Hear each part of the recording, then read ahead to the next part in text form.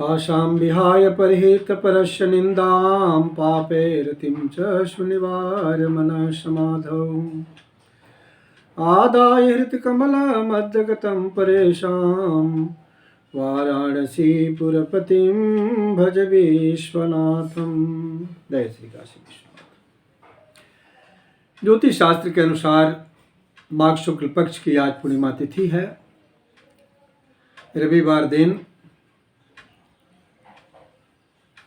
पुष्य नक्षत्र, आयुष्मान योग, मकर राशि का सूर्य, कर्क राशि का चंद्रमा और मीन राशि का बृहस्पति। आज दिन के 9:50 तक भद्रा है, जिसमें शुभ कार्य वर्जित रहते हैं। जिस योग में शत्रु पर विजय प्राप्त की जाती है वो याई जय योग दिन के 11:44 से प्रारंभ हो रहा है, जिसमें सभी प्रकार की सिद्धि प्राप्त होती है। ऐसे योग की समाप्ति 11:44 में हो रही है। आज रविदास जयंती है, इसलिए आज के दिन संत रविदास के प्रति लोग श्रद्धासुमन अर्पित करते हैं। चरण स्पर्श का आध्यात्मिक जीवन में बहुत बड़ा महत्वपूर्ण स्थान है। चरण स्पर्श करने से सकारात्मक सोच की वृद्धि होती है, पॉजिटिव थिंकिंग डेवलप करता है, और नकारात्मक सोच नष्ट होती है, निगेटिव थिंकिंग डैमेज होती है। अर्थात सकारात्मक ऊर्जा का संचार संपूर्ण शरीर में होता है और नकारात्मक ऊर्जा बाहर जाती है। इस तरह से व्यक्ति सुखी और शांत होता है।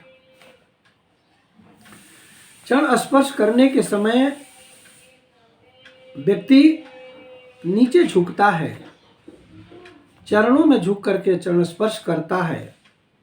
इस तरह से वो भाव दर्शाता है कि मेरा स्थान आपके चरणों में है। यह भाव दर्शित करने से उसके अंदर का जो अहंकार है, अभिमान है, उसका अंत हो जाता है, उसको आत्मिक शांति मिलती है और वह सुखी हो जाता है। सिर पर जिस किसी प्रकार का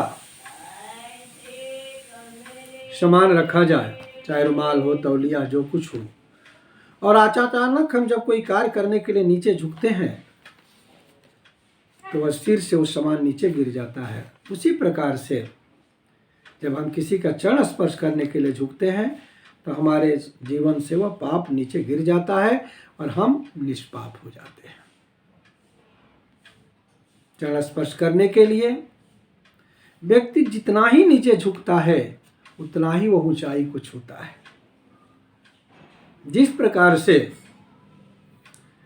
नल का पानी जितने नीचे से होकर के जाता है उतना ही ऊंची मंजिल को चढ़ता है। दोनों की एक ही गति होती है।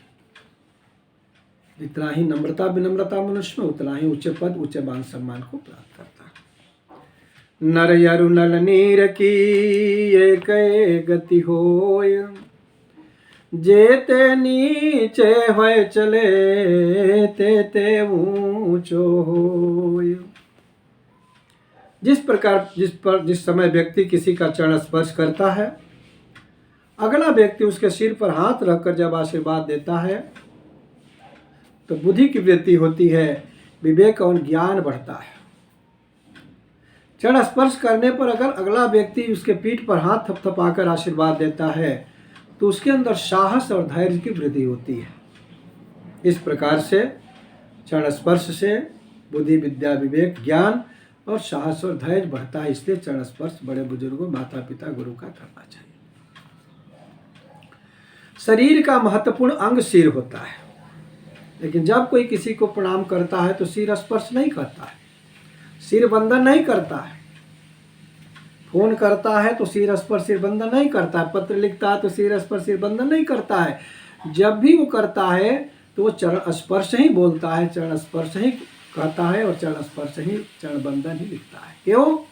कि चरणों में स्वर्ग का वास होता है, चरणों में सुख शांति निवास करता है, चरणों में सुकून निवास करता है। इसलिए जब भी हम किसी का चरण स्पर्श करते हैं तो सिर के पास आप रहकर आपको सुकून नहीं मिलेगा, लेकिन चरणों में अगर माथा टेक कर थोड़ा देर किए तो बड़ा ही सुकून और शांति मिलती है। तो सुकून शांति के लिए, स्वर्गिक सुख के लिए भी बड़े बुजुर्गों, माता पिता, गुरु का चरण स्पर्श करना चाहिए। रही बात कि चरण स्पर्श करने के समय चरण स्पर्श की विधियों का पालन अगर हम समुचित रूप से करते हैं तो हमारे लिए वो ज़्यादा लाभदायक और ज़्यादा हितकारक होगा। चरण स्पर्श करने की विधि क्या है कि जिस समय हम दूसरे का चरण स्पर्श करते हैं तो दाहिने हाथ से उसके दाहिने पैर का और बाएं हाथ से उसके बाएं पैर का स्पर्श करके तब हम फिर प्रणाम करते हैं। तो ऊर्जा का संचार सही रूप से होता है, जिससे वह ऊर्जा हमें सुख शांति प्रदान करती है। बस आज इतना ही।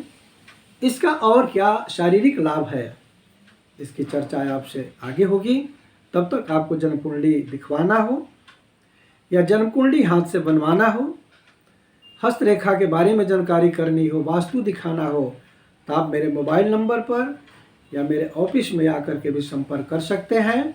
मेरा ऑफिस बनारस के श्री संकट मोचन मंदिर के समीप श्री आनंद मौर्य भवन में है। ज्योतिष माँ दुर्गा ज्योतिष संस्थान के नाम से स्थित है। आप अपनी कार्य को वहाँ पर आकर के साध सकते हैं और अपने जीवन को धन्य बना सकते। इन्हीं शब्दों के साथ जय श्री काशी विश्वनाथ।